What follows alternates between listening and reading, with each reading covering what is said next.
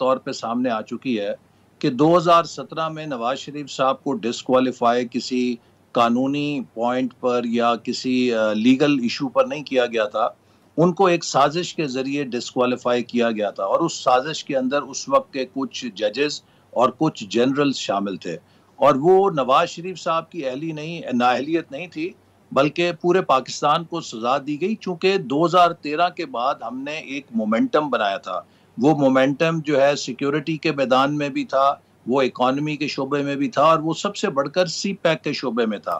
اس سارے مومنٹم کو 2018 میں ایک انجینئرڈ تبدیلی لا کر توڑا گیا، اور ایک ایسی حکومت بٹھائی گئی کہ وزیر اعظم جو تھا ایٹمی ملک کا، اس نے آج تک یونین کاؤنسل تک زندگی میں کبھی نہیں چلائی تھی.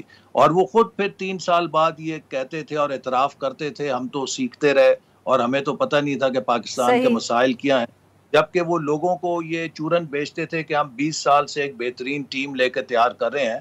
اور اس کی سزا یہ، اور میں آپ کو بڑی دیانتداری کے ساتھ بتا رہا ہوں، کہ اگر ہم 2028 تک بھی وہاں پہنچ جائیں جہاں ہم 2018 میں تھے، یقیناً ایک بہت بڑی کامیابی ہوگی.